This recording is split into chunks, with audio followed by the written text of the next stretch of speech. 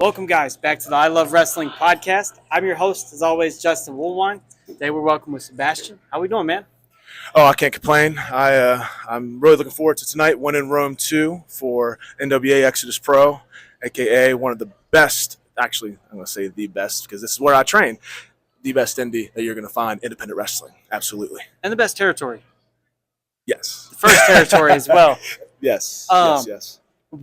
What do you have in store for fans tonight? What can we look forward to seeing you do out there in the ring? As far as what I bring to the table, it is always creative expression. It is nothing but creative freedom when I'm in the ring because every one of us is an artist, even if we realize that or not. I was one person that realized I am an artist, so why don't I just express myself with my art, whether it is painting or my poetry or whatever canvas I'm on, whether it be the canvas in the ring, canvas I'm painting on, I am creating. Okay. As far as the podcast goes, we are the I Love Wrestling podcast. What made you fall in love with professional wrestling? Oh, man, I would say just seeing the way that they look, the aura is probably the best way that I could describe it. The aura of, I would say the first guy I saw that really had that aura was Undertaker. He is my absolute favorite.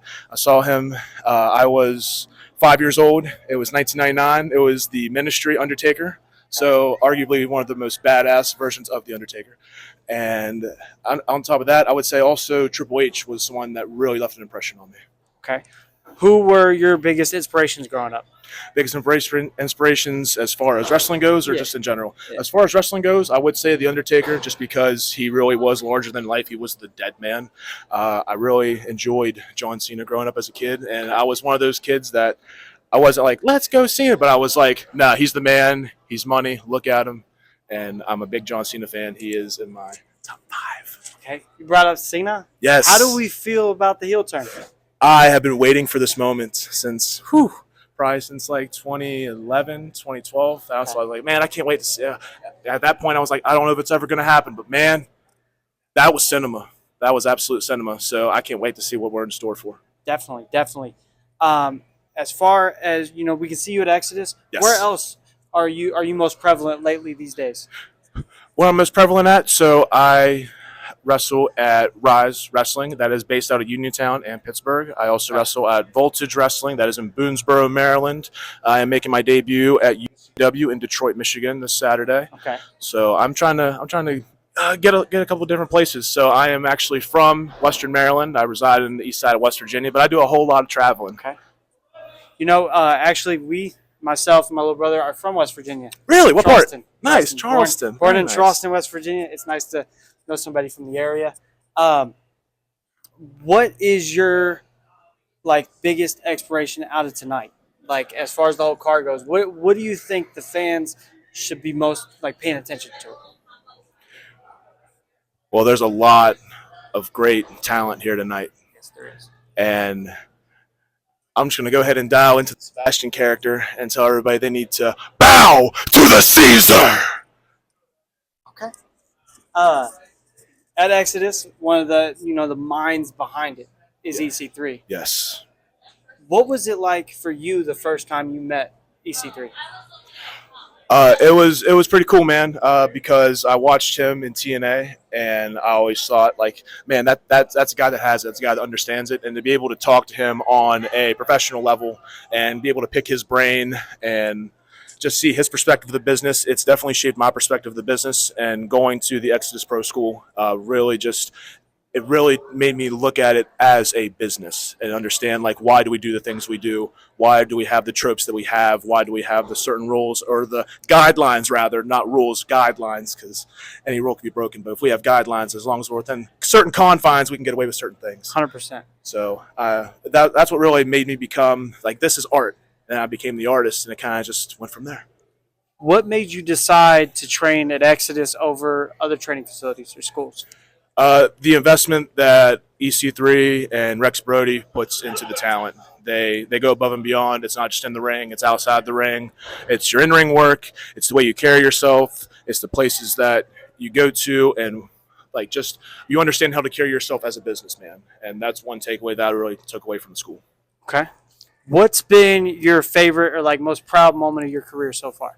Most proud moment of my career? I would say anytime I'm in there wrestling, sharing the ring with somebody that I grew up watching. So I would say it's probably about 7, maybe 8 years ago. I was in a Monsters Ball match with Abyss. So that was my first ever hardcore match, and the finish was I got chokeslammed in thumbtacks, and I would do that match again in a heartbeat. That was so much fun for me. Anytime I've gotten in the ring with Shane Douglas, it's gotten to the point where me and him are like we're familiar with each other. I've known Shane Douglas for over a decade now. It's like, hey, how's it going? Like we both were like teachers at some point, so like we both talk about education, and like you form like these bonds with people that you grew up watching, and it's such a surreal thing, and it really makes you feel like, wow, like this is on top of not just getting in front of the people and expressing myself and doing what I do, but the connections that you make and the people that you meet along the road, and that's the beautiful part of being a wrestler. Okay. You mentioned being a teacher. Yes. What made you decide to leave a somewhat cushy job like teaching and come to this wild world of professional wrestling? Well, see, I started doing pro wrestling when I was 18, but I did it as very much as I like doing this. And then I would say once COVID happened, that was like a make or break. I was just kind of like, wow. Because we didn't have any wrestling shows. There was no wrestling shows really during COVID as far as indies go. Like as far as that year, I could count on 2 hands how many times I wrestled that year because of all the regulations and everything. And I was like, I don't ever want to not be able to do this. And I was maybe like 26, 27 at the time. And I was like, I'm just going to go whole hog. I'm going to go for it. I'm going to start working as big a place as I can. I'm going to learn from the best people that I can learn.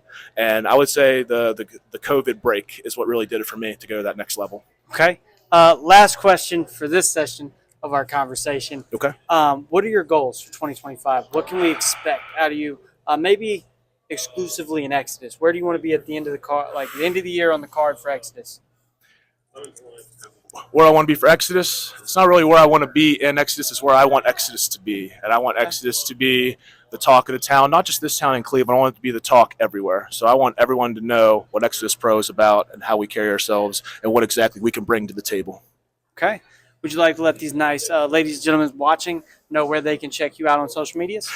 Yes, so my Instagram is Sebastian, SEBASTIAN _MOTC. It is the same or similar for Twitter. I'm barely on Twitter. And then I also have Sebastian Master of the Canvas page on Facebook. And then you can also catch me on TikTok, Fitness and Art. That's where you get to see the side of me that is not as crazy as Sebastian.